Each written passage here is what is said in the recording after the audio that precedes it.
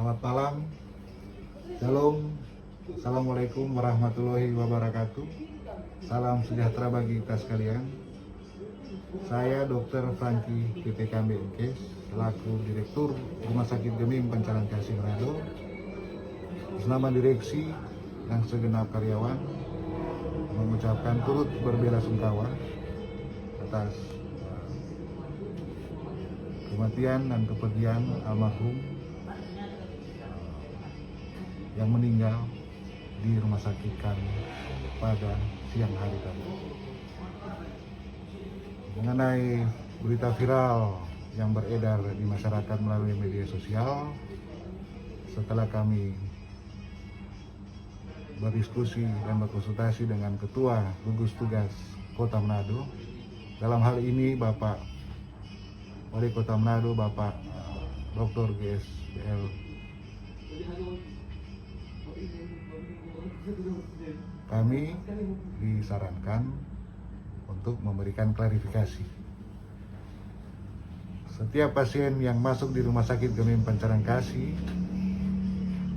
ODP, PDP, dan COVID-19 terkonfirmasi, pada saat masuk itu langsung kami notifikasi ke Dinas Kesehatan Kota Manado oleh gugus tugas dan Dinas Kesehatan Provinsi oleh gugus tugas di Provinsi Sulawesi Utara.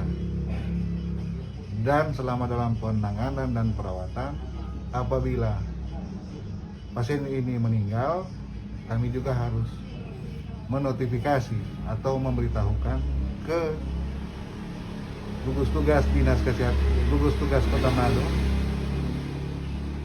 dalam hal ini Dinas Kesehatan Manado, dan gugus tugas Provinsi Sulawesi Utara, dalam hal ini Dinas Kesehatan Provinsi Sulawesi Utara. Dan apabila pasien PDP, ODP, COVID-19 terkonfirmasi meninggal, ada protokol yang digunakan, yaitu protokol jenazah pasien COVID-19 karena dalam keadaan wabah. Jadi harus menggunakan protokol jenazah COVID-19. Di rumah sakit kami ada yang meninggal beragama Kristen Protestan, ada yang beragama Kristen Katolik, ada yang beragama Muslim, ada yang Buddha, Hindu. Tentu masing-masing ada penanganan sesuai dengan keyakinan agamanya. Kebetulan pasien ini beragama Muslim, jadi kami menggunakan Fatwa MUI tahun 2020 nomor 18 tentang pedoman pengurusan jenazah Muslim yang terinfeksi COVID-19. Di pasal 7 disebutkan jenazah bisa dimandikan, bisa dikafani dan disolatkan, tentu dengan atas dasar pertimbangan untuk memandikan dan mengkafani itu oleh petugas, dan untuk mensolatkan oleh pemuka agama yang beragama Muslim. Biasanya di kami dia kebijakan, karena ini bukan yang pertama, tentu karena yang mensolatkan, memandikan dan mengkafani menanggung risiko yang bisa terjadi, dalam hal ini tertular, maka dia harus menggunakan APD level 3, dalam hal ini APD lengkap. Dan biasanya kami memberikan insentif sebesar 500.000 per orang.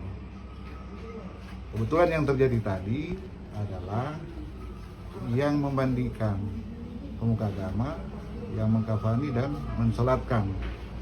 Ini cuma satu petugas, biasanya ada 3. Insentif biasanya sudah keluar 3.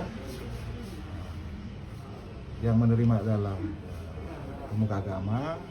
Petugas kami di sana melaporkan, dok, ada 2 insentif yang tertinggal, yang saya instruksikan berikan saja ke siapa saja yang ada di situ.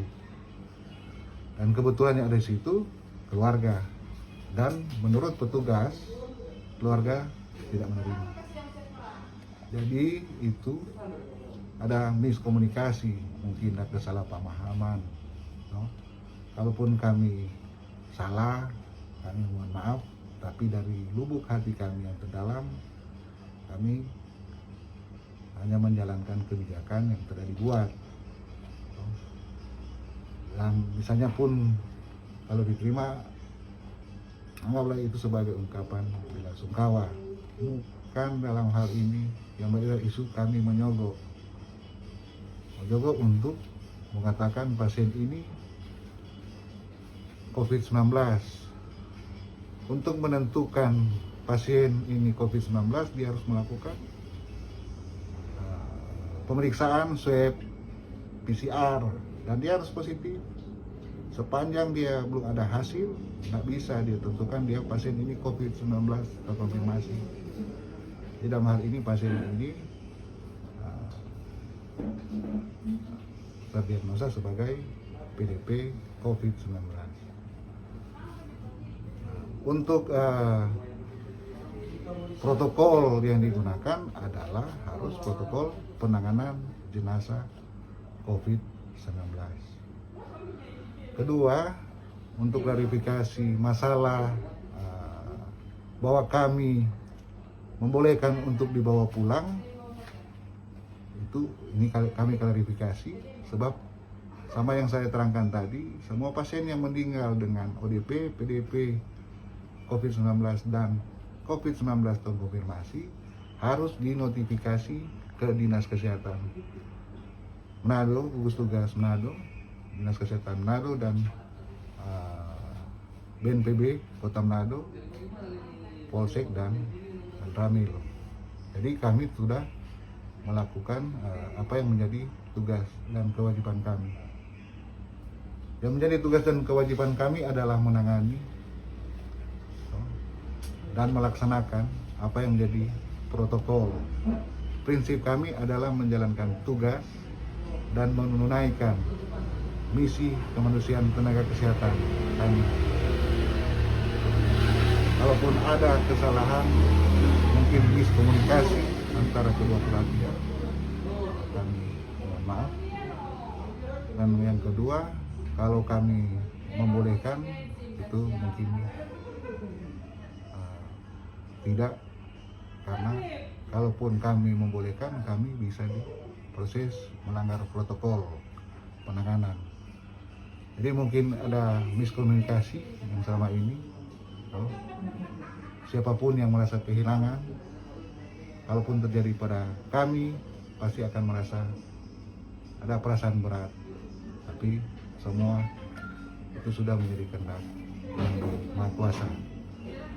Di atas nama direksi dan segenap karyawan dan atas usul dan saran dari Ketua Gugus Tugas Kota Manado, dalam hal ini Bapak Wali Kota Manado, Provinsi Sulawesi Utara, kami telah memberikan klarifikasi dan kami mengucapkan terima kasih kepada keluarga dan pasien-pasien yang sudah menggunakan fasilitas rumah sakit kami untuk berobat dan menangani pasien. Sekali lagi,